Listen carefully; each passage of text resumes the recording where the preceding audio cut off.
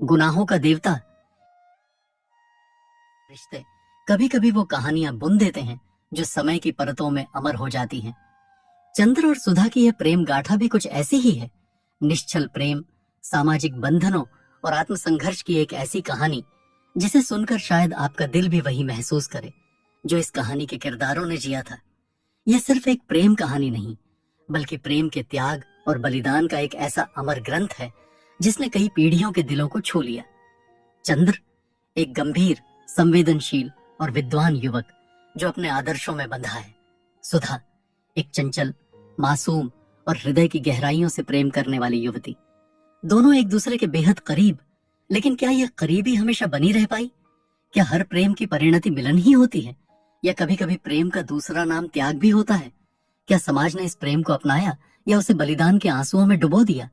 क्या चंद्र के आदर्श और सुधा की भावनाएं एक राह पर चल पाए? और आखिर गुनाहों का देवता क्यों कहा गया? किसका था यह गुनाह और किसकी थी यह भक्ति? इन सवालों के जवाब आपको इस कालजयी उपन्यास की गहराइयों में उतरकर ही मिलेंगे। और इसी अनमोल कथा को सुनने के लिए जुड़िए हमारे साथ। ई ऑडियो FM को सब्सक्राइब करें ताकि कोई भी एपिसोड मिस न हो। चंद्र और सुधा की इस अनमोल प्रेम गाथा को सुनिए, महसूस कीजिए और इस सफर का हिस्सा बनिए। अगर पुराने जमाने की नगर देवता की और ग्राम देवता की कल्पनाएं आज भी मान्य होती, तो मैं कहता कि इलाहाबाद का नगर देवता जरूर कोई रोमांटिक कलाकार है। ऐसा लगता है कि इस शहर की बनावट, गठन, जिंदगी और रहन सहन में कोई बंधे बंधाए नियम नहीं, कहीं कोई कसाव नहीं। हर जगह एक स्वच्छंद खुलाव, एक बिखरी हुई सी अनियमितता। बनारस की गलियों से भी पतली गलियां और लखनऊ की सड़कों से चौड़ी सड़कें, यॉर्कशायर और ब्राइटन के उपनगरों का मुकाबला करने वाले सिविल लाइंस और दलदलों की गंदगी को मात करने वाले मोहल्ले। मौसम में भी कहीं कोई सम नहीं, कोई संतुलन नहीं। सुबह मलेजी, दोपहरें अंगारी तो शामें रेशमी। धरती ऐसी कि सहारा के रेगिस्तान की तरह बालू भी मिले, मालवा की तरह हरे भरे खेत भी मिले और ऊसर और प्रति की भी कमी नहीं। सचमुच लगता है कि प्रयाग का नगर देवता स्वर्ग कुंजों से निर्वासित कोई मनमौजी कलाकार है जिसके सृजन में हर रंग के डोरे हैं। और चाहे जो हो, मगर इधर क्वार, कार्तिक तथा उधर वसंत के बाद और होली के बीच के मौसम से इलाहाबाद का वातावरण नेस्टर्शियम और पैंजी के फूलों से भी ज्यादा खूबसूरत और आम के बौरों की खुशबू से भी ज्यादा महकदार होता है। सिविल लाइंस हो या अल्फ्रेड पार्क, गंगा तट हो या खुसरूबाग, लगता है कि हवा एक नटखट दोशीजा की तरह कलियों के आंचल और लहरों के मिजाज से छेड़खानी करती चलती है। और अगर आप सर्दी से बहुत नहीं डरते तो आप जरा एक ओवरकोट डालकर सुबह सुबह घूमने निकल जाइए, तो इन खुली हुई जगहों की फिजो इठलाकर आपको अपने जादू में बांध लेगी। खास तौर से पांव फटने के पहले तो आपको एक बिल्कुल नई अनुभूति होगी। वसंत के नए नए मौसमी फूलों के रंग से मुकाबला करने वाली हल्की सुनहली बाल सूर्य की अंगुलियां सुबह की राजकुमारी के गुलाबी वक्ष पर बिखरे हुए भौं वाले गेसुओं को धीरे धीरे हटाती जाती हैं और क्षितिज पर सुनहली तरुणाई बिखर पड़ती है। एक ऐसी ही खुशनुमा सुबह थी, और जिसकी कहानी मैं कहने जा रहा हूँ वह सुबह से भी ज्यादा मासूम युवक प्रभाती गाकर फूलों को जगाने वाले देवदूत की तरह अल्फ्रेड पार्क के लॉन पर फूलों की सरजमी के किनारे किनारे घूम रहा था। कत्थई स्वीटपी के रंग का पश्मीने का लंबा कोट जिसका एक कॉलर उठा हुआ था और दूसरे कॉलर में सरों की एक पत्ती बटन होल में लगी हुई थी। सफेद मक्खन जीन की पतली पैंट और पैरों में सफेद जरी की पेशावरी सैंडलें, भरा हुआ गोरा चेहरा और ऊंचे चमकते हुए माथे पर झूलती हुई एक रूखी भूरी लट। चलते चलते उसने एक रंग बिरंगा गुच्छा इकट्ठा कर लिया था और रह रहकर वह उसे सूंघ लेता था। पूरब के आसमान की गुलाबी पांखुरियां बिखरने लगी थीं और सुनहले पराग की एक बौछार सुबह के ताजे फूलों पर बेच रही थी। अरे सुबह हो गई, उसने चौंक कर कहा और पास की एक बेंच पर बैठ गया। सामने से एक माली आ रहा था। क्यों जी, लाइब्रेरी खुल गई? अभी नहीं बाबूजी, उसने जवाब दिया। वह फिर संतोष से बैठ गया और फूलों की पांखुरियां नोचकर नीचे फेंकने लगा। जमीन पर बिछाने वाली सोने की चादर परतों पर परतें बिछाती जा रही थी और पेड़ों की छायाओं का रंग गहराने लगा था। उसकी बेंच के नीचे फूलों की चुनी हुई पत्तियां बिखरी थीं और अब उसके पास सिर्फ एक फूल बाकी रह गया था। हल्के फालसाई रंग के उस फूल पर गहरे बैंजनी डोरे थे। हेलो कपूर, सहसा किसी ने पीछे से कंधे पर हाथ रखकर कहा। यहां क्या झक मार रहे हो सुबह सुबह? उसने मुड़कर पीछे देखा। आओ ठाकुर साहब, आओ बैठो यार, लाइब्रेरी खुलने का इंतजार कर रहा हूं। क्यों? यूनिवर्सिटी लाइब्रेरी चाट डाली, अब इसे तो शरीफ लोगों के लिए छोड़ दो। हाँ, शरीफ लोगों ही के लिए छोड़ रहा हूं। डॉक्टर शुक्ला की लड़की है ना, वह इसकी मेंबर बनना चाहती थी तो मुझे आना पड़ा, उसी का इंतजार भी कर रहा हूं। डॉक्टर शुक्ला तो पॉलिटिक्स डिपार्टमेंट में है। नहीं, गवर्नमेंट साइकोलॉजिकल ब्यूरो में। और तुम पॉलिटिक्स में रिसर्च कर रहे हो? नहीं, इकोनॉमिक्स में। बहुत अच्छे। तो उनकी लड़की को सदस्य बनवाने आए हो? कुछ अजब स्वर में ठाकुर ने कहा। छे! कपूर ने हंसते हुए कुछ अपने को बचाते हुए कहा, यार तुम जानते हो कि मेरा उनसे कितना घरेलू संबंध है।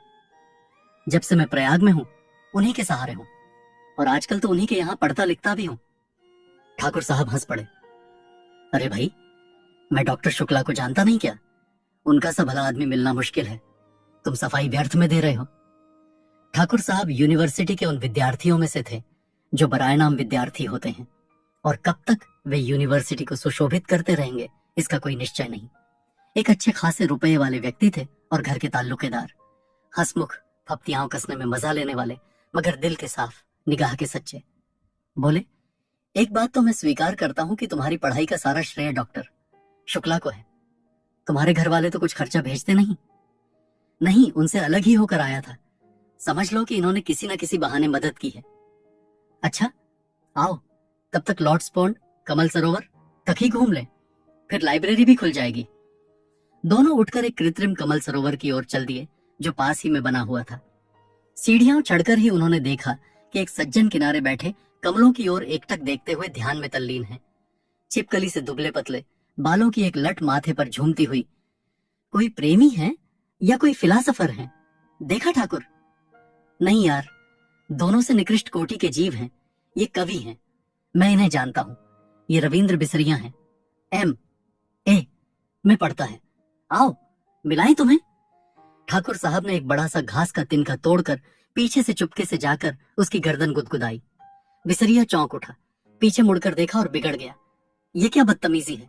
ठाकुर साहब, मैं कितने गंभीर विचारों में डूबा था, और सहसा बड़े विचित्र स्वर में आंखें बंद कर बिसरिया बोला, आह कैसा मनोरम प्रभात है। मेरी आत्मा में घोर अनुभूति हो रही थी। कपूर बिसरिया की मुद्रा पर ठाकुर साहब की ओर देखकर मुस्कुराया और इशारे में बोला, है यार शगल की चीज, छेड़ो जरा। ठाकुर साहब ने तिनका फेंक दिया और बोले, माफ करना भाई बिसरिया, बात यह है कि हम लोग कवि तो है नहीं, इसलिए समझ नहीं पाते। क्या सोच रहे थे तुम? बिसरिया ने आंखें खोली और एक गहरी सांस लेकर बोला, मैं सोच रहा था कि आखिर प्रेम क्या होता है, क्यों होता है, कविता क्यों लिखी जाती है, फिर कविता के संग्रह उतने क्यों नहीं बिकते जितने उपन्यास या कहानी संग्रह। बात तो गंभीर है, कपूर बोला। जहां तक मैंने समझा और पढ़ा है, प्रेम एक तरह की बीमारी होती है, मानसिक बीमारी, जो मौसम बदलने के दिनों में होती है, मसलन क्वार कार्तिक या फागुन चैत। उसका संबंध रीढ़ की हड्डी से होता है, और कविता एक तरह का सन्निपात होता है। मेरा मतलब आप समझ रहे हैं? मी सिबरिया? सिबरिया नहीं, बिसरिया, ठाकुर साहब ने टोका। बिसरिया ने कुछ उजलत, कुछ परेशानी और कुछ गुस्से से उनकी ओर देखा और बोला, क्षमा कीजिएगा, आप या तो फ्रायडवादी हैं या प्रगतिवादी, और आपके विचार सर्वदा विदेशी हैं। मैं इस तरह के विचारों से घृणा करता हूं। कपूर कुछ जवाब देने ही वाला था कि ठाकुर साहब बोले, अरे भाई, बेकार उलझ गए तुम लोग, पहले परिचय तो कर लो आपस में। ये हैं श्री चंद्र कुमार कपूर, विश्वविद्यालय में रिसर्च कर रहे हैं, और आप हैं श्री रविंद्र बिसरिया, इस वर्ष M.A. में बैठ रहे हैं। बहुत अच्छे कवि हैं।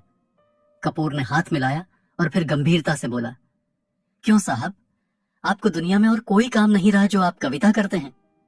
बिसरिया ने ठाकुर साहब की ओर देखा और बोला, ठाकुर साहब, ये मेरा अपमान है, मैं इस तरह के सवालों का आदी नहीं हूं, और उठ खड़ा हुआ। अरे बैठो बैठो। ठाकुर साहब ने हाथ खींचकर बिठा लिया। देखो, कपूर का मतलब तुम समझे नहीं। उसका कहना यह है कि तुम में इतनी प्रतिभा है कि लोग तुम्हारी प्रतिभा का आदर करना नहीं जानते, इसलिए उन्होंने सहानुभूति में तुमसे कहा कि तुम और कोई काम क्यों नहीं करते। वरना कपूर साहब तुम्हारी कविता के बहुत शौकीन हैं, मुझसे बराबर तारीफ करते हैं। बिसरिया पिघल गया और बोला, क्षमा कीजिएगा, मैंने गलत समझा। अब मेरा कविता संग्रह छप रहा है, मैं आपको अवश्य भेंट करूंगा।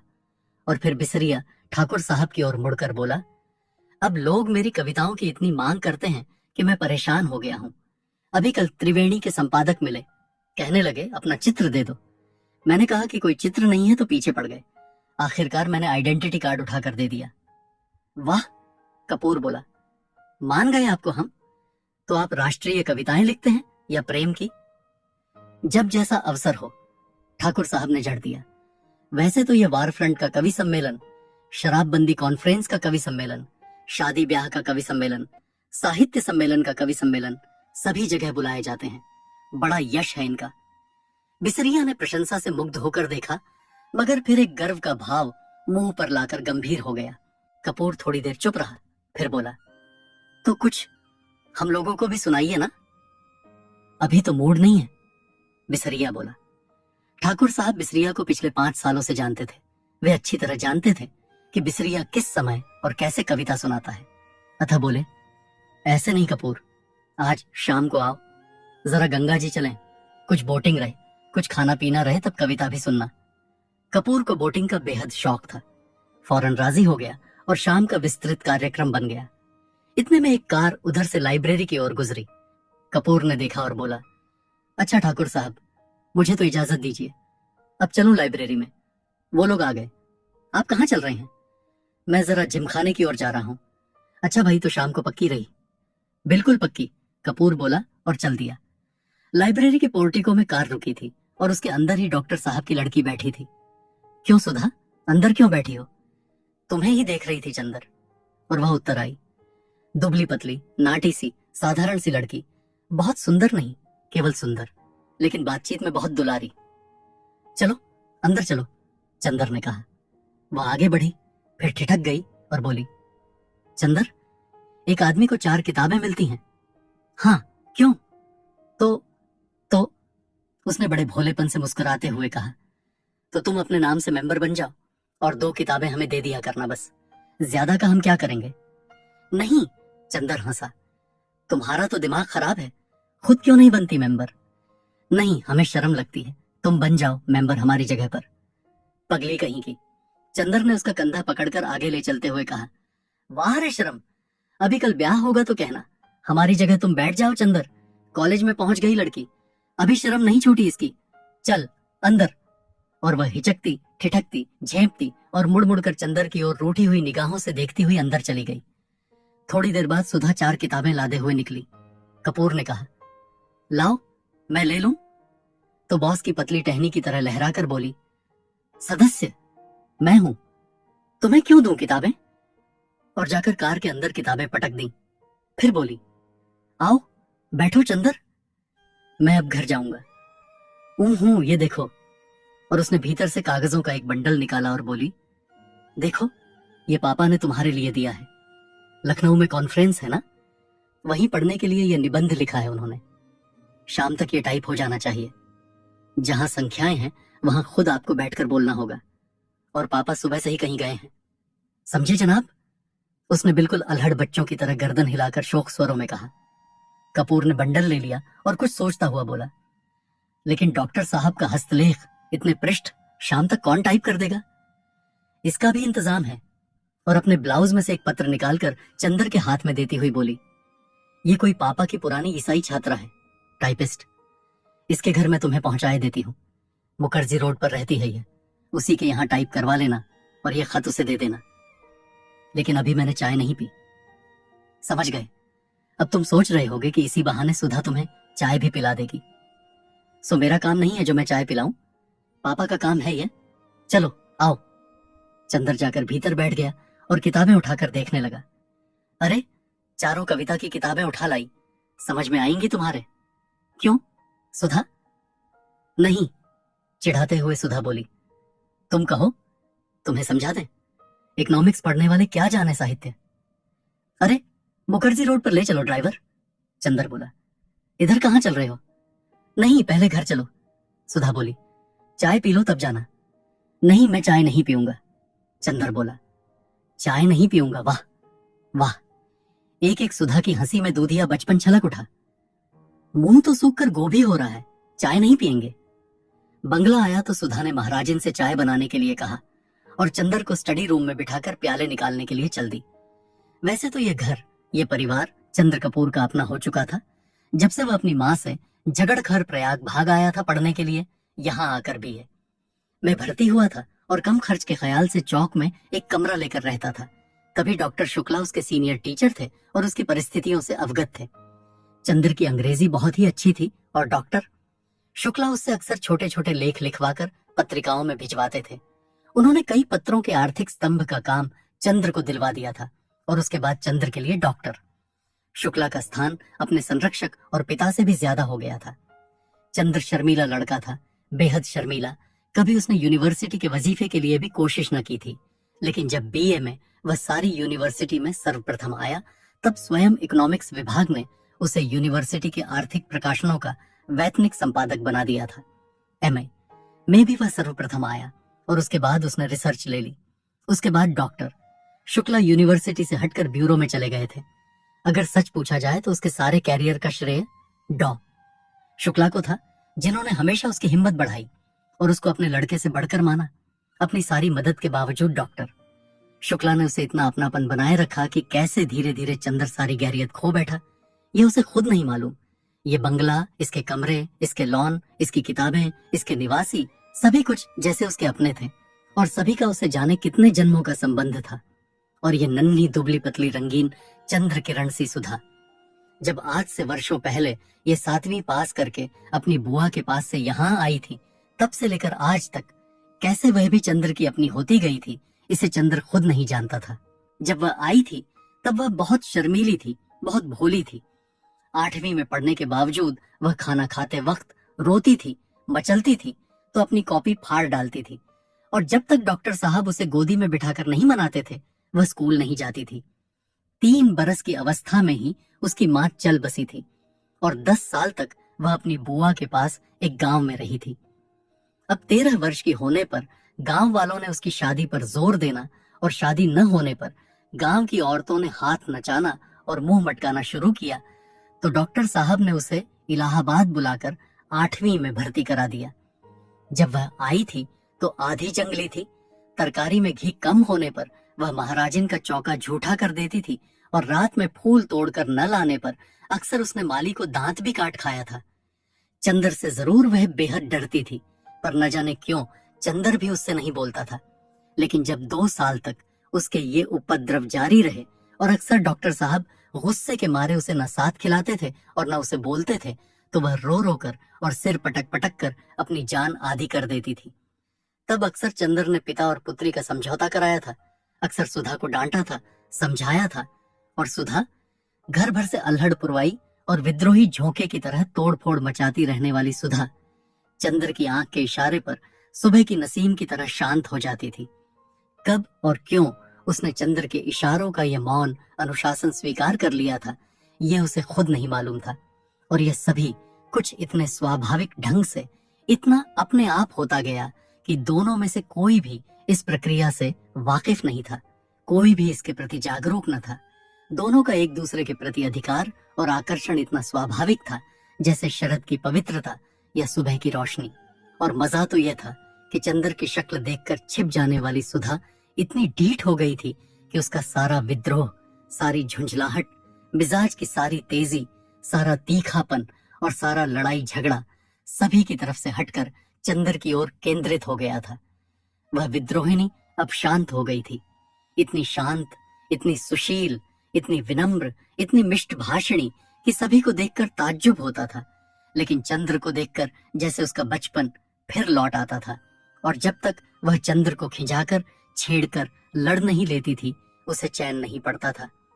अक्सर दोनों में अनबोला रहता था, लेकिन जब 2 दिन तक दोनों मुंह फुलाए रहते थे और डॉक्टर साहब के लौटने पर सुधा उत्साह से उनके ब्यूरो का हाल नहीं पूछती थी और खाते वक्त दुलार नहीं दिखाती थी, तो डॉक्टर साहब फौरन पूछते थे, क्या चंद्र से लड़ाई हो गई क्या? फिर वह मुंह फुलाकर शिकायत करती थी, और शिकायतें भी क्या क्या होती थी। चंद्र ने उसकी हेड मिस्ट्रेस का नाम एलिफेंटा, श्रीमती हथिनी, रखा था। या चंदर ने उसको डिबेट के भाषण के पॉइंट नहीं बताए? या चंदर कहता है कि सुधा की सखियां कोयला बेचती हैं, और जब डॉक्टर साहब कहते हैं कि वह चंदर को डॉट देंगे तो वह खुशी से फूल उठती और चंदर के आने पर आंखें नचाती हुई चिढ़ाती थी। कहो, कैसी डॉट पड़ी? वैसे सुधा अपने घर की पुरखिन थी। किस मौसम में कौन सी तरकारी पापा को माफिक पड़ती है, बाजार में चीजों का क्या भाव है, नौकर चोरी तो नहीं करता, पापा कितने सोसाइटियों के मेंबर हैं, चंदर के इकोनॉमिक्स के कोर्स में क्या है, ये सभी उसे मालूम था। मोटर या बिजली बिगड़ जाने पर वह थोड़ी बहुत इंजीनियरिंग भी कर लेती थी, और मातृत्व का अंश तो उसमें इतना था कि हर नौकर और नौकरानी उससे अपना सुख दुख कह देते थे। पढ़ाई के साथ साथ घर का सारा कामकाज करते हुए उसका स्वास्थ्य भी कुछ बिगड़ गया था, और अपनी उम्र के हिसाब से कुछ अधिक शांत, संयम, गंभीर और बुजुर्ग थी। मगर अपने पापा और चंदर, इन दोनों के सामने हमेशा उसका बचपन इठलाने लगता था। दोनों के सामने उसका हृदय उन्मुक्त था और स्नेह बाधाहीन। बने रहिए ई ऑडियो एफएम के साथ। लेकिन हाँ, एक बात थी, उसे जितना स्नेह और स्नेह भरी फटकारें और स्वास्थ्य के प्रति चिंता अपने पापा से मिलती थी, वह सब बड़े निस्वार्थ भाव से वह चंद्र को दे डालती थी। खाने पीने की जितनी परवाह उसके पापा उसकी रखते थे, न खाने पर या कम खाने पर उसे जितने दुलार से फटकारते थे, उतना ही ख्याल वह चंद्र का रखती थी। और स्वास्थ्य के लिए जो उपदेश उसे पापा से मिलते थे, उसे और भी स्नेह में पाकर वह चंद्र को दे डालती थी। चंद्र कै बजे खाना खाता है, यहाँ से जाकर घर पर कितनी देर पड़ता है, रात को सोते वक्त दूध पीता है या नहीं, इन सब का लेखा जोखा उसे सुधा को देना पड़ता। और जब कभी उसके खाने पीने में कोई कमी रह जाती तो उसे सुधा की डॉट खानी ही पड़ती थी। पापा के लिए सुधा अभी बच्ची थी, और स्वास्थ्य के मामले में सुधा के लिए चंद्र अभी बच्चा था। और कभी कभी तो सुधा की स्वास्थ्य चिंता इतनी ज्यादा हो जाती थी कि चंद्र बेचारा, जो खुद तंदुरुस्त था, घबरा उठता था। एक बार सुधा ने कमाल कर दिया। उसकी तबीयत खराब हुई और डॉक्टर ने उसे लड़कियों का एक टॉनिक पीने के लिए बताया। इम्तिहान में जब चंद्र कुछ दुबला सा हो गया तो सुधा अपनी बची हुई दवा ले आई और लगी चंद्र से जिद करने की, पियो इसे। जब चंद्र ने किसी अखबार में उसका विज्ञापन दिखाकर बताया कि लड़कियों के लिए है, तब कहीं जाकर उसकी जान बची। इसीलिए जब आज सुधा ने चाय के लिए कहा तो उसकी रूह कांप गई, क्योंकि जब कभी सुधा चाय बनाती थी तो प्याले के मुंह तक दूध भरकर उसमें 2-3 चम्मच चाय का पानी डाल देती थी, और अगर उसने ज्यादा स्ट्रांग चाय की मांग की तो उसे खालिस दूध पीना पड़ता था। और चाय के साथ फल और मेवा और खुदा जाने क्या क्या। और उसके बाद सुधा का इसरार, न खाने पर सुधा का गुस्सा, और उसके बाद की लंबी चौड़ी मनोहार, इस सब से चंद्र बहुत घबराता था। लेकिन जब सुधा उसे स्टडी रूम में बिठाकर जल्दी से चाय बना लाई तो उसे मजबूर होना पड़ा। और बैठे बैठे निहायत बेबसी से उसने देखा कि सुधा ने प्याले में दूध डाला और उसके बाद थोड़ी सी चाय डाल दी। उसके बाद अपने प्याले में चाय डालकर और 2 चम्मच दूध डालकर आप ठाठ से पीने लगे, और बेतकल्लुफी से दूध या चाय का प्याला चंद्र के सामने खिसकाकर बोली, पीजिए, नाश्ता आ रहा है। चंद्र ने प्याले को अपने सामने रखा और उसे चारों तरफ घुमाकर देखता रहा कि किस तरफ से उसे चाय का अंश मिल सकता है। जब सभी ओर से प्याले में क्षीर सागर नजर आया तो उसने हार कर प्याला रख दिया। क्यों? पीते क्यों नहीं? सुधा ने अपना प्याला रख दिया। पियो क्या? कहीं चाय भी हो? तो और क्या खालिस चाय पीजिएगा? दिमागी काम करने वालों को ऐसी ही चाय पीनी चाहिए। तो अब मुझे सोचना पड़ेगा कि मैं चाय छुई या रिसर्च। न ऐसी चाय मुझे पसंद, न ऐसा दिमागी काम। लो, आपको विश्वास नहीं होता, मेरी क्लास फेलो है गेसु काजमी, सबसे तेज लड़की है। उसकी अम्मी उसे दूध में चाय उबाल कर देती है। क्या नाम है तुम्हारी सखी का? गेसु। बड़ा अच्छा नाम है। और क्या, मेरी सबसे घनिष्ठ मित्र है और उतनी ही अच्छी है जितना अच्छा नाम। जरूर जरूर, मुंह बिचकाते हुए चंदर ने कहा, और उतनी ही काली होगी जितने काले गेसु। धत, शर्म नहीं आती किसी लड़की के लिए ऐसा कहते हुए। और हमारे दोस्तों की बुराई करती हो तब? तब क्या, वे तो सब हैं ही बुरे। अच्छा तो नाश्ता, पहले फल खाओ। और वह प्लेट में छील छील कर संतरा रखने लगी। इतने में ज्यों ही वह झुककर एक गिरे हुए संतरे को नीचे से उठाने लगी कि चंदर ने झट से उसका प्याला अपने सामने रख लिया और अपना प्याला उधर रख दिया और शांत चित्त से पीने लगा। संतरे की फांकें उसकी ओर बढ़ाते हुए ज्यों ही उसने एक घूंट चाय ली तो वह चौंक कर बोली, अरे ये क्या हुआ? कुछ नहीं, हमने उसमें दूध डाल दिया। तुम्हें दिमागी काम बहुत रहता है। चंद्र ने ठाठ से चाय घूंटते हुए कहा। सुधा कुट गई, कुछ बोली नहीं। चाय खत्म करके चंद्र ने घड़ी देखी। अच्छा लाओ, क्या टाइप कराना है? अब बहुत देर हो रही है। बस यहां तो 1 मिनट बैठना बुरा लगता है आपको। हम कहते हैं कि नाश्ते और खाने के वक्त आदमी को जल्दी नहीं करनी चाहिए। बैठिए ना। अरे, तो तुम्हें कॉलेज की तैयारी नहीं करनी है? करनी क्यों नहीं है? आज तो गेसू को मोटर पर लेते हुए तब जाना है। तुम्हारी गेसू और कभी मोटर पर चढ़ी है? जी, वह साबिर हुसैन काजमी की लड़की है। उसके यहाँ 2 मोटरें हैं और रोज तो उसके यहाँ दावतें होती रहती हैं। अच्छा, हमारी तो दावत कभी नहीं की। हाँ हाँ, गेसू के यहाँ दावत खाएंगे इसी मुंह से। जनाब, उसकी शादी भी तय हो गई है, अगले जाड़ों तक शायद हो भी जाए। छी, बड़ी खराब लड़की हो। कहाँ रहता है ध्यान तुम्हारा? सुधा ने मजाक में पराजित कर बहुत विजय भरी मुस्कान से उसकी ओर देखा। चंद्र ने झेप कर निगाह नीची कर ली तो सुधा पास आकर चंद्र का कंधा पकड़कर बोली, अरे उदास हो गए? नहीं भैया, तुम्हारा भी ब्याह तय कराएंगे, घबराते क्यों हो? और एक मोटी सी इकोनॉमिक्स की किताब उठाकर बोली, लो, इस मुटकी से ब्याह करोगे? लो, बातचीत कर लो, तब तक मैं वह निबंध ले आऊं, टाइप कराने वाला। चंद्र ने खिसियाकर बड़ी जोर से सुधा का हाथ दबा दिया। हाय रे, सुधा ने हाथ छुड़ाकर मुंह बनाते हुए कहा, लो बाबा, हम जा रहे हैं, काहे बिगड़ रहे हैं आप? और वह चली गई। डॉक्टर साहब का लिखा हुआ निबंध उठा लाई और बोली, लो, ये निबंध की पांडुलिपि है। उसके बाद चंद्र की ओर बड़े दुलार से देखती हुई बोली, शाम को आओगे ना? अच्छा, हम परेशान नहीं करेंगे, तुम चुपचाप पढ़ना। जब रात को पापा आ जाए तो उन्हें निबंध की प्रतिलिपि देकर चले जाना। नहीं, आज शाम को मेरी दावत है ठाकुर साहब के यहाँ, तो उसके बाद आ जाना। और देखो, अब फरवरी आ गई है, मास्टर ढूंढ दो हमें। नहीं, ये सब झूठी बात है, हम कल सुबह आएंगे। अच्छा, तो सुबह जल्दी आना, और देखो मास्टर लाना मत भूलना। ड्राइवर तुम्हें मुखर्जी रोड पहुंचा देगा। वह कार में बैठ गया और कार स्टार्ट हो गई कि फिर सुधा ने पुकारा। वह फिर उतरा। सुधा बोली, लो, ये लिफाफा तो भूल ही गए थे, पापा ने लिख दिया है, उसे दे देना। अच्छा, कहकर फिर चंद्र चला के फिर सुधा ने पुकारा, सुनो, एक बार में क्यों नहीं कह देती सब? चंद्र ने झल्ला कर कहा, अरे बड़ी गंभीर बात है, देखो वहां कुछ ऐसी वैसी बात मत कहना लड़की से, वरना उसके यहाँ 2 बड़े बड़े बुलडॉग हैं। कहकर उसने गाल फुलाकर आंख फैलाकर ऐसी बुलडॉग की भंगिमा बनाई कि चंद्र हंस पड़ा। सुधा भी हंस पड़ी। ऐसी थी सुधा और ऐसा था चंद्र। सिविल लाइंस के एक उजाड़ हिस्से में एक पुराने से बंगले के सामने आकर मोटर रुकी। बंगले का नाम था रोजलान, लेकिन सामने के कंपाउंड में जंगली घास उग रही थी और गुलाब के फूलों के बजाय अहाते में मुर्गी के पंख बिखरे पड़े थे। रास्ते पर भी घास उगाई थी और फाटक पर, जिसके एक खंभे की कॉर्निस टूट चुकी थी, बजाय लोहे के दरवाजे के 2 आड़े बांस लगे हुए थे। फाटक के एक ओर एक छोटा सा लकड़ी का नाम पट्टल लगा था, जो कभी काला रहा होगा, लेकिन जिसे धूल, बरसात और हवा ने चितकबरा बना दिया था। चंद्र मोटर से उतरकर उस बोर्ड पर लिखे हुए अधमिटे सफेद अक्षरों को पढ़ने की कोशिश करने लगा, और जाने किसका मुंह देखकर सुबह उठा था कि उसे सफलता भी मिल गई। उस पर लिखा था A.F. डिक्रूज।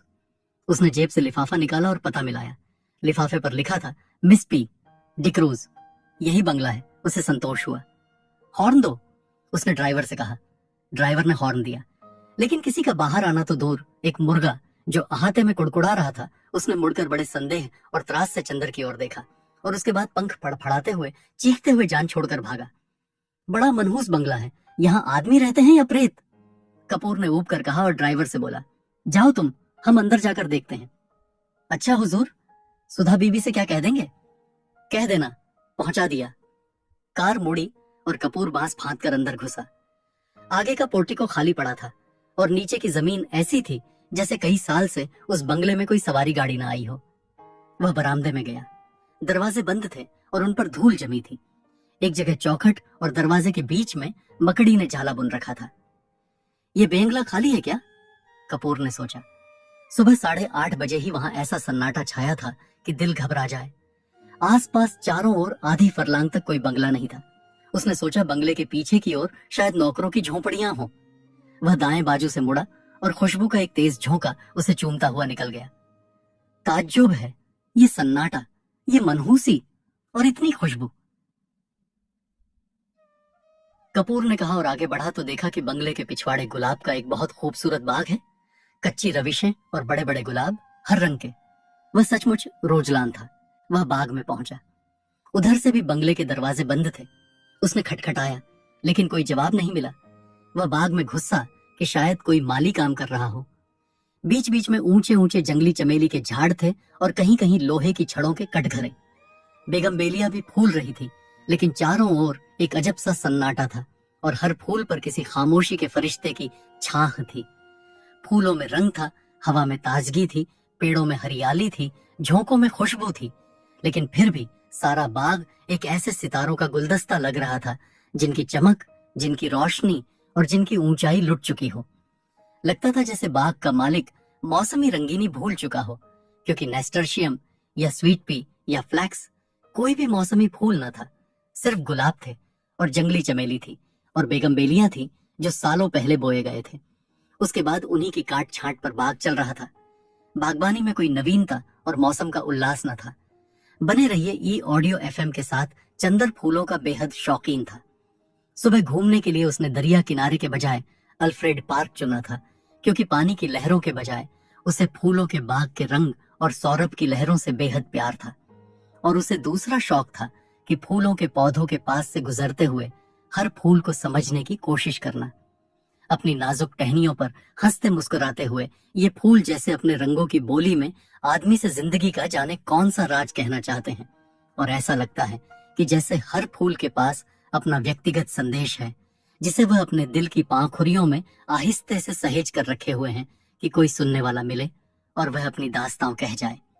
पौधे की ऊपरी फुनगी पर मुस्कुराता हुआ आसमान की तरफ मुंह किए हुए ये गुलाब, जो रात भर सितारों की मुस्कुराहट चुपचाप पीता रहा है, ये अपने मोतियों पांखुरियों के होठों से जाने क्यों खिलखिलाता ही जा रहा है।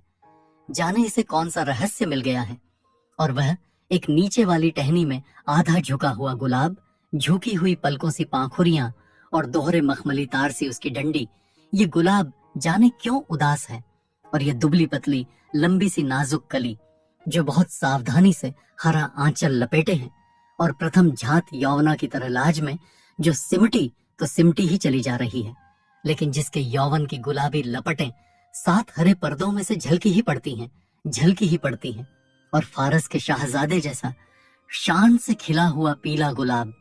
उस पीले गुलाब के पास आकर चंदर रुक गया और झुक कर देखने लगा।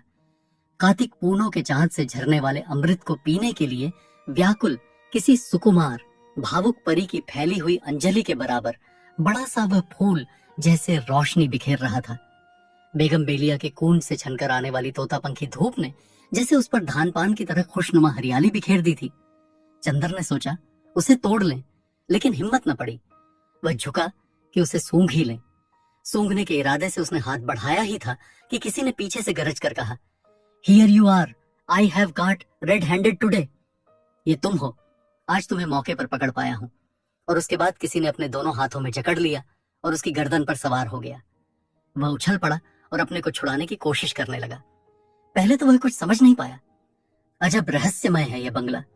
एक अव्यक्त भय और एक सिहरन में उसके हाथ पांव ढीले हो गए, लेकिन उसने हिम्मत करके अपना एक हाथ छुड़ा लिया और मुड़कर देखा तो एक बहुत कमजोर, बीमार सा, पीली आंखों वाला गोरा उसे पकड़े हुए था। चंदर के दूसरे हाथ को फिर पकड़ने की कोशिश करता हुआ वह हांफता हुआ बोला अंग्रेजी में, रोज रोज यहां से फूल गायब होते थे। मैं कहता था कौन ले जाता है, हो।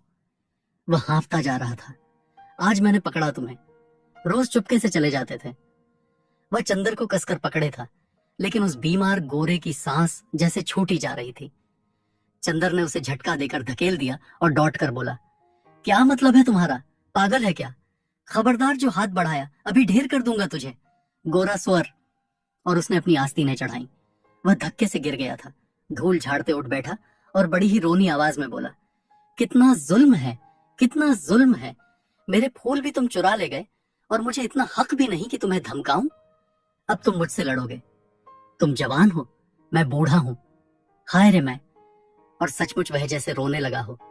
चंदर ने उसका रोना देखा और उसका सारा गुस्सा हवा हो गया और हंसी रोक कर बोला, गलत फहमी है जनाब, मैं बहुत दूर रहता हूँ। मैं चिट्ठी लेकर मिस डिक्रूज से मिलने आया था। उसका रोना नहीं रुका। तुम बहाना बनाते हो, बहाना बनाते हो, और अगर मैं विश्वास नहीं करता तो तुम मारने की धमकी देते हो। अगर मैं कमजोर न होता तो तुम्हें पीस कर खा जाता और तुम्हारी खोपड़ी कुचल कर फेंक देता, जैसे तुमने मेरे फूल फेंके होंगे।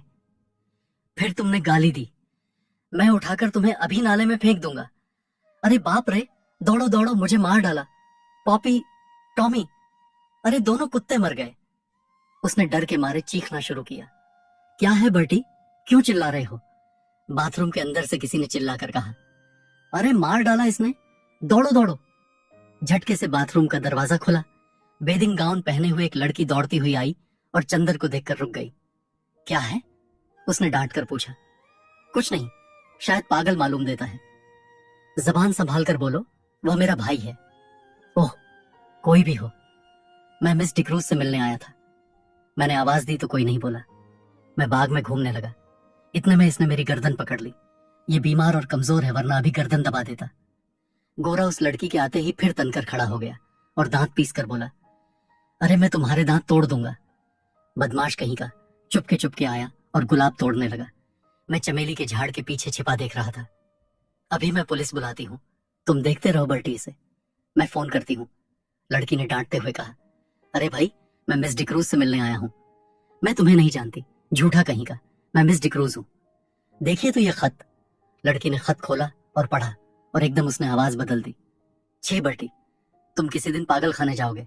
आपको डो शुक्ला ने भेजा है। तुम तो मुझे बदनाम करा डालोगे। उसकी शक्ल और भी रोनी हो गई। मैं नहीं जानता था, मैं जानता नहीं था। उसने और भी घबरा कर कहा, माफ कीजिएगा। लड़की ने बड़े मीठे स्वर में साफ हिंदुस्तानी में कहा, मेरे भाई का दिमाग जरा ठीक नहीं रहता जब से इनकी पत्नी की मौत हो गई। इसका मतलब ये नहीं कि ये किसी भले आदमी की इज्जत उतार लें। चंदर ने बिगड़ कर कहा, देखिए, बुरा मत मानिए, मैं इनकी ओर से माफी मांगती हूँ। आइए अंदर चलिए।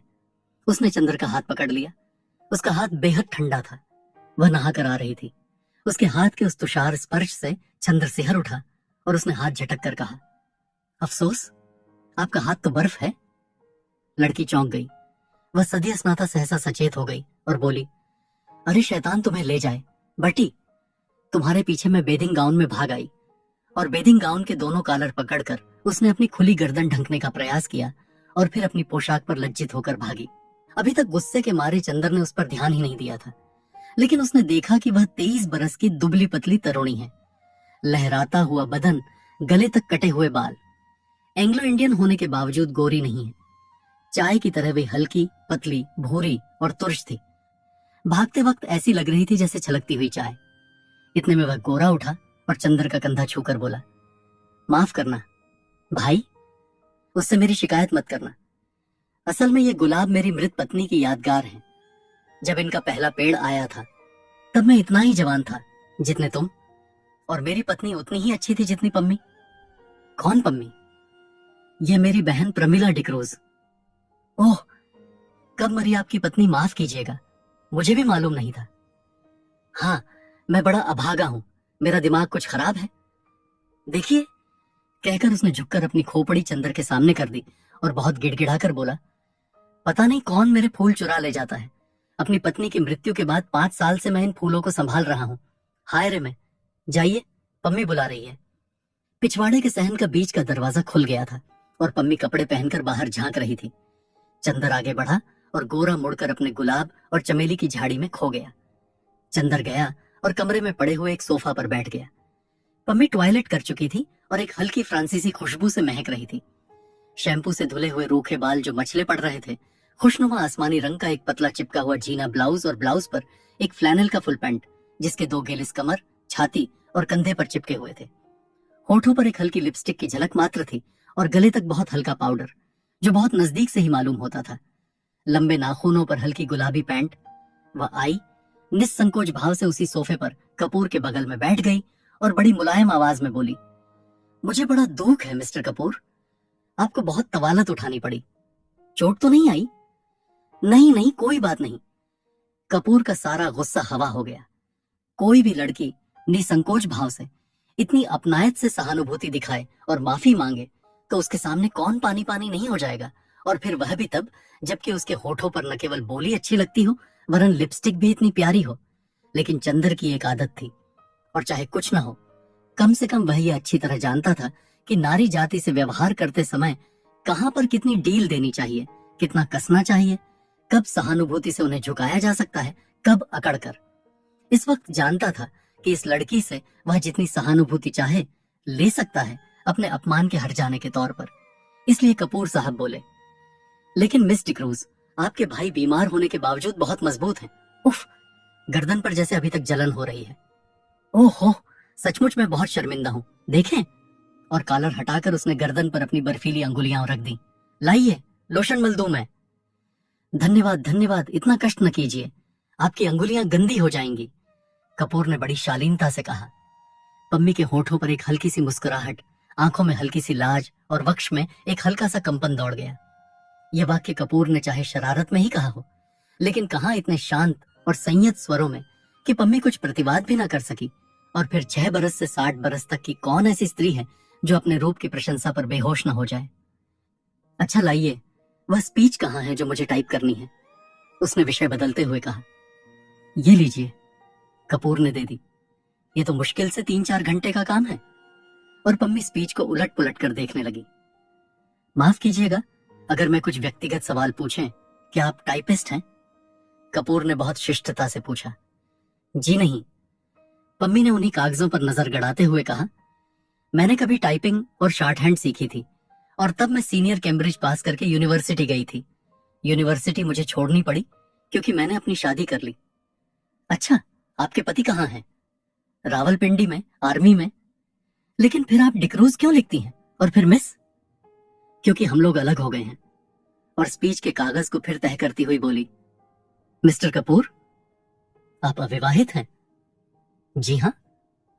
और विवाह करने का इरादा तो नहीं रखते? नहीं। बने रहिए ई ऑडियो फेम के साथ। बहुत अच्छे, तब तो हम लोगों में निभ जाएगी। मैं शादी से बहुत नफरत करती हूँ। शादी अपने को दिया जाने वाला सबसे बड़ा धोखा है।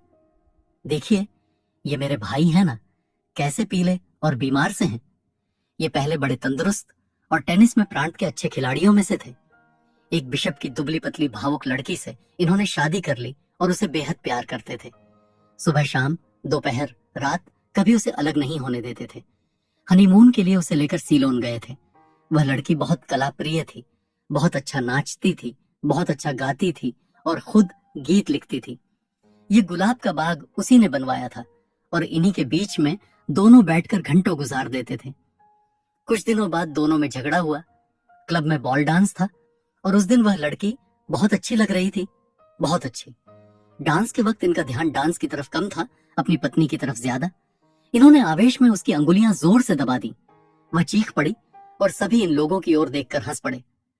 वह घर आई और बहुत बिगड़ी। बोली, आप नाच रहे थे या टेनिस का मैच खेल रहे थे? मेरा हाथ था या टेनिस का रैकेट? इस बात पर बर्टी भी बिगड़ गया, और उस दिन से जो इन लोगों में खटकी तो फिर कभी न बनी। धीरे धीरे वह लड़की एक सार्जेंट को प्यार करने लगी। बर्टी को इतना सदमा हुआ कि वह बीमार पड़ गया, लेकिन बर्टी ने तलाक नहीं दिया, उस लड़की से कुछ कहा भी नहीं, और उस लड़की ने सार्जेंट से प्यार जारी रखा, लेकिन बीमारी में बर्टी की बहुत सेवा की। बर्टी अच्छा हो गया। उसके बाद उसको एक बच्ची हुई और उसी में वह मर गई। हालांकि हम लोग सब जानते हैं कि वह बच्ची उस सार्जेंट की थी, लेकिन बर्टी को यकीन नहीं होता कि वह सार्जेंट को प्यार करती थी। वह कहता है, ये दूसरे को प्यार करती होती तो मेरी इतनी सेवा कैसे कर सकती थी भला। माओ, उस बच्ची का नाम बर्टी ने रोज रखा, और उसे लेकर दिन भर उन्हीं गुलाब के पेड़ों के बीच में बैठा करता था जैसे अपनी पत्नी को लेकर बैठता था। 2 साल बाद बच्ची को सांप ने काट लिया, वह मर गई, और तब से बर्टी का दिमाग ठीक नहीं रहता। खैर, जाने दीजिए। आइए अपना काम शुरू करें। चलिए अंदर के स्टडी रूम में चलें। चलिए, चंदर बोला, और पम्मी के पीछे पीछे चल दिया। मकान बहुत बड़ा था और पुराने अंग्रेजों के ढंग पर सजा हुआ था। बाहर से जितना पुराना और गंदा नजर आता था, अंदर से उतना ही आलीशान और सुथरा। ईस्ट इंडिया कंपनी के जमाने की छाप थी अंदर। यहाँ तक कि बिजली लगने के बावजूद अंदर पुराने बड़े बड़े हाथ से खींचे जाने वाले पंखे लगे थे। 2 कमरों को पार कर वे लोग स्टडी रूम में पहुंचे। बड़ा सा कमरा जिसमें चारों तरफ अलमारियों में किताबें सजी हुई थीं। 4 कोने में 4 मेजें लगी हुई थीं, जिनमें कुछ बस्ट और कुछ तस्वीरें स्टैंड के सहारे रखी हुई थीं। एक अलमारी में नीचे खाने में टाइपराइटर रखा था। पम्मी ने बिजली जला दी और टाइपराइटर खोलकर साफ करने लगी। चंदर घूमकर किताबें देखने लगा। एक कोने में कुछ मराठी की किताबें रखी थीं। उसे बड़ा ताज्जुब हुआ। अच्छा पम्मी, ओह माफ कीजिएगा मिस डिक्रूज। नहीं, आप मुझे पम्मी पुकार सकते हैं, मुझे यही नाम अच्छा लगता है। हाँ, क्या पूछ रहे थे आप? क्या आप मराठी भी जानती हैं? नहीं, मैं तो नहीं, मेरी नानी जी जानती थी। क्या आपको डॉक्टर शुक्ला ने हम लोगों के बारे में कुछ नहीं बताया? नहीं, कपूर ने कहा। अच्छा, ताज्जुब है, पम्मी बोली। आपने ट्रेनाली डिक्रूज का नाम सुना है ना? हाँ हाँ, डिक्रूज जिन्होंने कौशाम्बी की खुदाई करवाई थी। वह तो बहुत बड़े पुरातत्ववेत्ता थे, कपूर ने कहा। हाँ वही। वह मेरे सगे नाना थे, और वह अंग्रेज नहीं थे, मराठा थे, और उन्होंने मेरी नानी से शादी की थी, जो एक कश्मीरी ईसाई महिला थी। उनके कारण भारत में उन्हें ईसाइयत अपनानी पड़ी। ये मेरे नाना का ही मकान है, और अब हम लोगों को मिल गया है। डॉ शुक्ला के दोस्त मिस्टर श्रीवास्तव बैरिस्टर है ना, वे हमारे खानदान के अटर्नी थे। उन्होंने और डॉ शुक्ला ने ही यह जायदाद हमें दिलवाई। लीजिए, मशीन तो ठीक हो गई। उसने टाइपराइटर में कार्बन और कागज लगाकर कहा, लाइए निबंध। इसके बाद घंटे भर तक टाइपराइटर रुका नहीं। कपूर ने देखा कि यह लड़की, जो व्यवहार में इतनी सरल और स्पष्ट है, फैशन में इतनी नाजुक और शौकीन है, काम करने में उतनी ही मेहनती और तेज भी है। उसकी अंगुलियां मशीन की तरह चल रही थीं, और तेज इतनी कि 1 घंटे में उसने लगभग आधी पांडुलिपि टाइप कर डाली थी। ठीक 1 घंटे के बाद उसने टाइपराइटर बंद कर दिया। बगल में बैठे हुए कपूर की ओर झुककर कहा, अब थोड़ी देर आराम। और अपनी अंगुलियां चटखाने के बाद वह कुर्सी खिसकाकर उठी और एक भरपूर अंगड़ाई ली। उसका अंग अंग धनुष की तरह झुक गया। उसके बाद कपूर के कंधे पर बेतकल्लुफी से हाथ रखकर बोली, क्यों, एक प्याला चाय मंगवाई जाए? मैं तो पी चुका हूं, लेकिन मुझसे तो काम होने से रहा बिना चाय के। पम्मी एक अल्हड़ बच्ची की तरह बोली और अंदर चली गई। कपूर ने टाइप किए हुए कागज उठाए और कलम निकालकर उनकी गलतियां सुधारने लगा। चाय पीकर थोड़ी देर में पम्मी वापस आई और बैठ गई। उसने एक सिगरेट केस कपूर के सामने किया। धन्यवाद, मैं सिगरेट नहीं पीता। अच्छा, ताज्जुब है, आपकी इजाजत हो तो मैं सिगरेट पी लूं? क्या आप सिगरेट पीती हैं? छे, पता नहीं क्यों औरतों का सिगरेट पीना मुझे बहुत ही नासपंद है। मेरी तो मजबूरी है मिस्टर कपूर। मैं यहाँ के समाज में मिलती जुलती नहीं। अपने विवाह और अपने तलाक के बाद मुझे एंग्लो इंडियन समाज से नफरत हो गई है। मैं अपने दिल से हिंदुस्तानी हूं, लेकिन हिंदुस्तानियों से घुलना मिलना हमारे लिए संभव नहीं। घर में अकेले रहती हूँ। सिगरेट और चाय से तबीयत बदल जाती है। किताबों का मुझे शौक नहीं। तलाक के बाद आपने पढ़ाई जारी क्यों नहीं रखी? कपूर ने पूछा। मैंने कहा ना कि किताबों का मुझे शौक नहीं, बिल्कुल, पम्मी बोली। और मैं अपने को आदमियों में घुलने मिलने के लायक नहीं पाती। तलाक के बाद साल भर तक मैं अपने घर में बंद रही। मैं सिर्फ बर्टी से बात करने का मौका मिला। बर्टी मेरा भाई, वह भी बीमार और बूढ़ा। कहीं कोई तकल्लुफ की गुंजाइश नहीं। अब मैं हरेक से बेतकल्लुफी से बात करती हूँ तो कुछ लोग मुझ पर हंसते हैं, कुछ लोग मुझे सभ्य समाज के लायक नहीं समझते, कुछ लोग उसका गलत मतलब निकालते हैं। इसलिए मैंने अपने को अपने बंगले में ही कैद कर लिया है। अब आप ही हैं, आज पहली बार मैंने देखा आपको। मैं समझी ही नहीं कि आपसे कितना दुराव रखना चाहिए। अगर आप भले मानस ना हो तो आप इसका गलत मतलब निकाल सकते हैं। अगर यही बात हो तो, कपूर हंसकर बोला, संभव है कि मैं भले मानस बनने के बजाय गलत मतलब निकालना ज्यादा पसंद करूं। तो संभव है मैं मजबूर होकर आपसे भी ना मिलूं। पम्मी गंभीरता से बोली। नहीं मिस डिक्रूज, नहीं, आप पम्मी कहिए, डिक्रूज नहीं। पम्मी सही, आप गलत ना समझें, मैं मजाक कर रहा था, कपूर बोला। उसने इतनी देर में समझ लिया था कि यह साधारण ईसाई छोकरी नहीं है। इतने में बर्टी लड़खड़ाता हुआ हाथ में धूल सना खुरपा लिए आया और चुपचाप खड़ा हो गया और अपनी धुंधली पीली आंखों से एक तक कपूर को देखने लगा। कपूर ने एक कुर्सी खिसका दी और कहा, आइए। पम्मी उठी और बर्टी के कंधे पर एक हाथ रखकर उसे सहारा देकर कुर्सी पर बिठा दिया। बर्टी बैठ गया और आंखें बंद कर ली। उसका बीमार कमजोर व्यक्तित्व जाने कैसा लगता था कि पम्मी और कपूर दोनों चुप हो गए। थोड़ी देर बाद बर्टी ने आंखें खोली और बहुत करुण स्वर में बोला, पम्मी, तुम नाराज हो? मैंने जानबूझकर तुम्हारे मित्र का अपमान नहीं किया था। अरे नहीं, पम्मी ने उठकर बर्टी का माथा सहलाते हुए कहा, मैं तो भूल गई और कपूर भी भूल गए। अच्छा धन्यवाद। पम्मी, अपना हाथ इधर लाओ। और वह पम्मी के हाथ पर सिर रखकर पड़ रहा और बोला, मैं कितना अभागा हूं, कितना अभागा। अच्छा पम्मी, कल रात को तुमने सुना था, वह आई थी और पूछ रही थी, बर्टी तुम्हारी तबीयत अब ठीक है? मैंने झट अपनी आंखें ढंक ली कि कहीं आंखों का पीलापन देख न ले। मैंने कहा, तबीयत अब ठीक है। मैं अच्छा हूं तो उठी और जाने लगी। मैंने पूछा, कहाँ चली? तो बोली, सार्जेंट के साथ जरा क्लब जा रही हूं। तुमने सुना था पम्मी? कपूर स्तब्ध सा उन दोनों की ओर देख रहा था। पम्मी ने कपूर को आंख का इशारा करते हुए कहा, हाँ, हमसे मिली थी वह, लेकिन बर्टी, वह सार्जेंट के साथ नहीं गई थी। हाँ, तब? बर्टी की आंखें चमक उठी और उसने उल्लास भरे स्वर में पूछा। वह बोली, बर्टी के ये गुलाब सार्जेंट से ज्यादा प्यारे हैं। पम्मी बोली, अच्छा। मुस्कुराहट से बर्टी का चेहरा खिल उठा, उसकी पीली पीली आंखें और धंस गईं और दांत बाहर झलकने लगे। क्या कहा उसने? फिर तो कहो। उसने कहा, ये गुलाब सार्जेंट से ज्यादा प्यारे हैं। फिर इन्हीं गुलाबों पर नाचती रही और सुबह होते ही इन्हीं फूलों में छिप गई। तुम्हें सुबह किसी फूल में तो नहीं मिली? तुम्हें तो किसी फूल में नहीं मिली? बर्टी ने बच्चों के से भोले विश्वास के स्वरों में कपूर से पूछा। चंदर चौंक उठा। पम्मी और बर्टी की इन बातों पर उसका मन बेहद भर आया था। बर्टी की मुस्कुराहट पर उसकी नसें थरथरा उठी थी। नहीं, मैंने तो नहीं देखा था, चंदर ने कहा। बर्टी ने फिर मायूसी से सिर झुका लिया और आंखें बंद कर लीं और कराहती हुई आवाज में बोला, जिस फूल में वह छिप गई थी उसी को किसी ने चुरा लिया होगा। फिर सहसा वह तनकर खड़ा हो गया और पुचकारते हुए बोला, जाने कौन ये फूल चुराता है। अगर मुझे एक बार मिल जाए तो मैं उसका खून ऐसे पी लूं। उसने हाथ की अंगुली काटते हुए कहा और उठकर लड़खड़ाता हुआ चला गया। वातावरण इतना भारी हो गया था कि फिर पम्मी और कपूर ने कोई बातें नहीं की। पम्मी ने चुपचाप टाइप करना शुरू किया और कपूर चुपचाप बर्टी की बातें सोचता रहा। घंटा भर बाद टाइपराइटर खामोश हुआ तो कपूर ने कहा, पम्मी, मैंने जितने लोग देखे हैं उनमें शायद बर्टी सबसे विचित्र है और शायद सबसे दयनीय। पम्मी खामोश रही, फिर उसी लापरवाही से अंगड़ाई लेते हुए बोली, मुझे बर्टी की बातों पर जरा भी दया नहीं आती। मैं उसको दिलासा देती हूँ क्योंकि वह मेरा भाई है और बच्चे की तरह नासमझ और लाचार है। कपूर चौंक गया। वह पम्मी की ओर आश्चर्य से चुपचाप देखता रहा, कुछ बोला नहीं। क्यों? तुम्हें ताज्जुब क्यों होता है? पम्मी ने कुछ मुस्कुराकर कहा, लेकिन मैं सच कहती हूँ। वह बहुत गंभीर हो गई। मुझे जरा तरस नहीं आता इस पागलपन पर।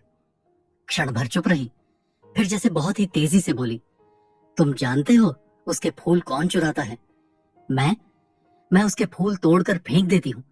मुझे शादी से नफरत है, शादी के बाद होने वाली आपसी धोखेबाजी से नफरत है, और उस धोखेबाजी के बाद इस झूठ मूठ की यादगार और बेईमानी के पागलपन से नफरत है। और ये गुलाब के फूल, ये क्यों मूल्यवान है? इसलिए ना कि इसके साथ बर्टी की जिंदगी की इतनी बड़ी ट्रेजेडी गूंथी हुई है। अगर एक फूल के खूबसूरत होने के लिए आदमी की जिंदगी में इतनी बड़ी ट्रेजेडी आना जरूरी है तो लानत है उस फूल की खूबसूरती पर। मैं उससे नफरत करती हूँ, इसीलिए मैं किताबों से नफरत करती हूँ। एक कहानी लिखने के लिए कितनी कहानियों की ट्रेजेडी बर्दाश्त करनी होती है। पम्मी चुप हो गई। उसका चेहरा सुर्ख हो गया था। थोड़ी देर बाद उसका तैश उतर गया और वह अपने आवेश पर खुद शर्मा गई। उठकर वह कपूर के पास गई और उसके कंधों पर हाथ रखकर बोली, बर्टी से मत कहना, अच्छा? कपूर ने सिर हिलाकर स्वीकृति दी और कागज समेटकर खड़ा हुआ। पम्मी ने उसके कंधों पर हाथ रखकर उसे अपनी ओर घुमाकर कहा, देखो, पिछले 4 साल से मैं अकेली थी और किसी दोस्त का इंतजार कर रही थी। तुम आए और दोस्त बन गए, तो अब अक्सर आना है। अच्छा, कपूर ने गंभीरता से कहा, डॉक्टर शुक्ला से मेरा अभिवादन कहना। कभी यहां जरूर आई। आप कभी चलिए, वहां उनकी लड़की है, आप उससे मिलकर खुश होंगी। पम्मी उसके साथ फाटक तक पहुंचाने चली तो देखा बर्टी एक चमेली के झाड़ में टहनियां हटा हटाकर कुछ ढूंढ रहा था।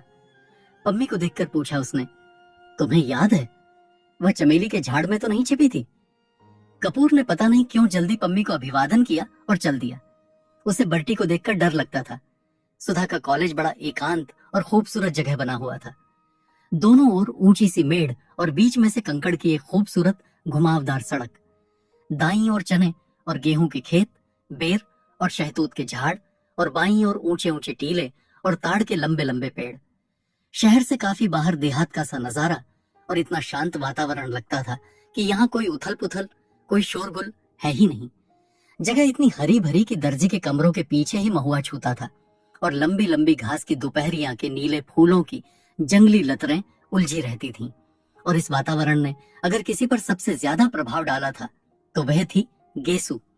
उसे अच्छी तरह मालूम था कि बॉस के झाड़ के पीछे किस चीज के फूल हैं। पुराने पीपल पर गिलोय की लतर छड़ी है, और करौंदे के झाड़ के पीछे एक सहाय की माद है। नागफनी की झाड़ी के पास एक बार उसने एक लोमड़ी भी देखी थी। शहर के एक मशहूर रईस साबिर हुसैन काजमी की वह सबसे बड़ी लड़की थी। उसकी माँ, जिन्हें उसके पिता अदन से ब्याह कर लाए थे, शहर की मशहूर शायरा थी। हालांकि उनका दीवान छपकर मशहूर हो चुका था, मगर वह किसी भी बाहरी आदमी से कभी नहीं मिलती जुलती थी। उनकी सारी दुनिया अपने पति और अपने बच्चों तक सीमित थी। उन्हें शायराना नाम रखने का बहुत शौक था। अपनी दोनों लड़कियों का नाम उन्होंने गेसु और फूल रखा था, और अपने छोटे बच्चे का नाम हसरत। हाँ, अपने पतिदेव साबिर साहब के हुक्के से बेहद चिढ़ती थी, और उनका नाम उन्होंने रखा था आतिश फिजा। घास, फूल, लतर और शायरी का शौक गेसु ने अपनी माँ से विरासत में पाया था। किस्मत से उसका कॉलेज भी ऐसा मिला जिसमें दर्जी की खिड़कियों से आम की शाखें झांका करती थीं। इसलिए हमेशा जब कभी मौका मिलता था, क्लास से भागकर गेसु घास पर लेटकर सपने देखने की आदी हो गई थी। क्लास के इस महाभिनिष्क्रमण और उसके बाद लतरों की छाह में जाकर ध्यान योग की साधना में उसकी एकमात्र साथिन थी सुधा। आम की घनी छाह में हरी हरी धूप में दोनों सिर के नीचे हाथ रखकर लेट रहती और दुनिया भर की बातें करती। बातों में छोटी से छोटी और बड़ी से बड़ी किस तरह की बातें करती थीं, ये वही समझ सकता है जिसने कभी दो अभिन्न सहेलियों की एकांत वार्ता सुनी हो। गालिब की शायरी से लेकर उनके छोटे भाई हसरत ने एक कुत्ते का पिल्ला पाला सा है, ये गेसु सुनाया करती थी। और शरद के उपन्यासों से लेकर यह कि उसकी मालिन ने गिलट का कड़ा बनवाया है, ये सुधा बताया करती थी। दोनों अपने अपने मन की बातें एक दूसरे को बता डालती थीं, और जितना भावुक, प्यारा, अनजान और सुकुमार दोनों का मन था, उतनी ही भावुक और सुकुमार दोनों की बातें। हाँ, भावुक सुकुमार दोनों ही थीं, लेकिन दोनों में एक अंतर था। गेसु शायर होते हुए भी इस दुनिया की थी, और सुधा शायर न होते हुए भी कल्पना लोक की थी। गेसु अगर झाड़ियों में से कुछ फूल चुनती तो उन्हें सूंघती, उन्हें अपनी छोटी में सजाती, और उन पर चंद शेर कहने के बाद भी उन्हें माला में पिरोकर अपनी कलाई में लपेट लेती। सुधा लतरों के बीच में सिर रखकर लेट जाती और निर्निमेष पलकों से फूलों को देखती रहती, और आंखों से न जाने क्या पीकर उन्हें उन्हीं की डालों पर फूलता हुआ छोड़ देती। गेसु हर चीज का उचित इस्तेमाल जानती थी। किसी भी चीज को पसंद करने या प्यार करने के बाद अब उसका क्या उपयोग है, क्रियात्मक यथार्थ जीवन में उसका क्या स्थान है, ये गेसु खूब समझती थी। लेकिन सुधा किसी भी फूल के जादू में बंध जाना चाहती थी, उसी की कल्पना में डूब जाना जानती थी। लेकिन उसके बाद सुधा को कुछ नहीं मालूम था। गेसु की कल्पना और भावुक सूक्ष्मता शायरी में व्यक्त हो जाती थी, अतः उसकी जिंदगी में काफी व्यावहारिकता और यथार्थ था। लेकिन सुधा, जो शायरी लिख नहीं सकती थी, अपने स्वभाव और गठन में खुद ही एक मासूम शायरी बन गई थी। वह भी पिछले 2 सालों में तो सचमुच ही इतनी गंभीर, सुकुमार और भावनामयी बन गई थी कि लगता था कि सूर के गीतों से उसके व्यक्तित्व के रेशे बुन गए हैं। लड़कियां गेसु और सुधा के स्वभाव और उनकी अभिन्नता से वाकिफ थीं, और इसलिए जब आज सुधा की मोटर आकर साइबान में रुकी और उसमें से सुधा और गेसु हाथ में फाइल लिए उतरी, तो कामिनी ने हंसकर प्रभा से कहा, लो, चंदा सूरज की जोड़ी आ गई। सुधा ने सुन लिया, मुस्कुराकर गेसु की ओर, फिर कामिनी और प्रभा की ओर देखकर हंस दी। सुधा बहुत कम बोलती थी, लेकिन उसकी हंसी ने उसे खुशमिजाज साबित कर रखा था, और वह सभी की प्यारी थी। प्रभा ने आकर सुधा के गले में बांह डालकर कहा, गेसु बानो, थोड़ी देर के लिए सुधा रानी को हमें दे दो, जरा कल के नोट्स उतारने हैं इनसे पूछकर। गेसु हंसकर बोली, उसके पापा से तय कर ले, फिर तू जिंदगी भर सुधा को पाल पोस, मुझे क्या करना है। जब सुधा प्रभा के साथ चली गई तो गेसु ने कामिनी के कंधे पर हाथ रखा और कहा, कम्मो रानी, अब तो तुम ही हमारे हिस्से में पड़ी, आओ चलो देखे लतर में कुंदरू हैं।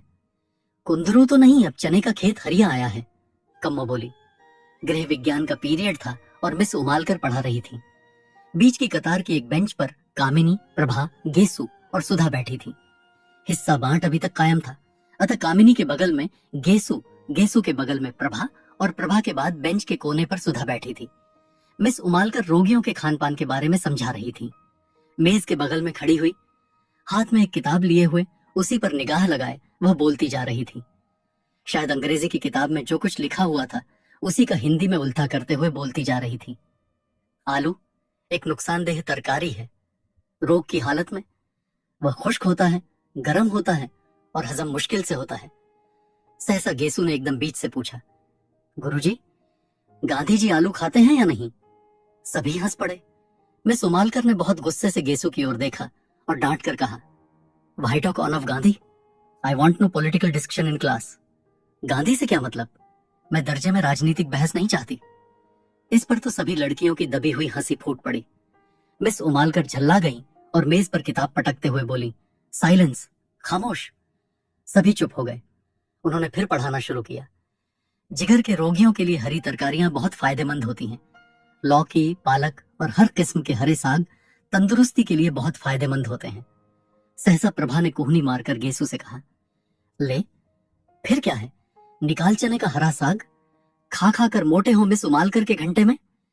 गेसु ने अपने कुर्ते की जेब से बहुत सा साग निकालकर कामिनी और प्रभा को दिया। मिस उमालकर अब शक्कर के हानि लाभ बता रही थी। लंबे रोग के बाद रोगी को शक्कर कम देनी चाहिए। दूध या साबूदाने में ताड़ की मिश्री मिला सकते हैं। दूध तो ग्लूकोज के साथ बहुत स्वादिष्ट लगता है। इतने में जब तक सुधा के पास साग पहुंचा कि फौरन मिस उमालकर ने देख लिया। वह समझ गई ये शरारत गेसु की होगी। मिस गेसु, बीमारी की हालत में दूध काहे के साथ स्वादिष्ट लगता है? इतने में सुधा के मुंह से निकला, साग काहे के साथ खाएं? और गेसु ने कहा, नमक के साथ। हाँ, नमक के साथ? मिस उमालकर ने कहा, बीमारी में दूध नमक के साथ अच्छा लगता है। खड़ी हो, कहां था ध्यान तुम्हारा? गेसु सन्न। मिस उमालकर का चेहरा मारे गुस्से के लाल हो रहा था। क्या बात कर रही थी तुम और सुधा? गेसु सन्न। अच्छा, तुम लोग क्लास के बाहर जाओ और आज हम तुम्हारे गार्जियन को खत भेजेंगे। चलो जाओ बाहर। सुधा ने कुछ मुस्कुराते हुए प्रभा की ओर देखा और प्रभा हंस दी। गेसु ने देखा कि मिस उमालकर का पारा और भी चढ़ने वाला है तो वह चुपचाप किताब उठाकर चल दी। सुधा भी पीछे पीछे चल दी। कामिनी ने कहा, खत वत भेजती रहना सुधा, और क्लास ठठाकर हंस पड़ी। मिस उमालकर गुस्से से नीली पड़ गई। क्लास अब खत्म होगी और रजिस्टर उठाकर चल दी। गेसु अभी अंदर ही थी कि वह बाहर चली गई और उनके जरा दूर पहुंचते ही गेसु ने बड़ी अदा से कहा, बड़े बेआबरू होकर तेरे कूचे से हम निकले। और सारी क्लास फिर हंसी से गूंज उठी। लड़कियां चिड़ियों की तरह फुर्र हो गईं और थोड़ी ही देर में सुधा और गेसु बैडमिंटन फील्ड के पास वाले छतनार पाकड़ के नीचे लेटी हुई थी। बड़ी खुशनुमा दोपहरी थी। खुशबू से लदे हल्के हल्के झोंके गेसु की ओढ़नी और गरारे की सिलवटों से आंख में चौली खेल रहे थे। आसमान में कुछ हल्के रुपहले बादल उड़ रहे थे और जमीन पर बादलों की सांवली छायाएं दौड़ रही थीं। घास के लंबे चौड़े मैदान पर बादलों की छायाओं का खेल बड़ा मासूम लग रहा था। जितनी दूर तक छाह रहती थी उतनी दूर तक घास का रंग गहरा काही हो जाता था और जहां जहां बादलों से छनकर धूप बरसने लगती थी वहां वहां घास सुनहरे ढानी रंग की हो जाती थी। दूर कहीं पर पानी बरसा था और बादल हल्के होकर खरगोश के मासूम स्वच्छंद बच्चों की तरह दौड़ रहे थे। सुधा आंखों पर फाइल की छां किए हुए बादलों की ओर एक तक देख रही थी। गेसु ने उसकी ओर करवट बदली और उसकी वेणी में लगे हुए रेशमी फीते को उंगली में उमेटते हुए एक लंबी सी सांस भरकर कहा, बादशाहों की मुअत्तर ख्वाबगाहों में कहा, वह मजा जो भीगी भीगी घास पर सोने में है। मुतमिन बेफिक्र लोगों की हंसी में भी कहां लुत्फ जो एक दूसरे को देखकर रोने में है। लड़कियां गेसु और सुधा की हंसी से गूंजती ये क्लासरूम, बादलों की छायाओं में खोई सुधा और उनके बीच पनपती मासूमियत भरी दोस्ती। लेकिन क्या ये केवल एक अनोखी दोस्ती थी या इसके पीछे कुछ और था? क्या चंदर और सुधा की प्रेम कहानी इन हल्की फुल्की शरारतों से होकर गुजरेगी या समय की लहरें इसे किसी और ही मोड़ पर ले जाएंगी? जानने के लिए सुनते रहिए गुनाहों का देवता की यह अनमोल प्रेम गाथा। ये ऑडियो FM को अभी सब्सक्राइब करें ताकि अगला एपिसोड आप मिस न करें। धन्यवाद।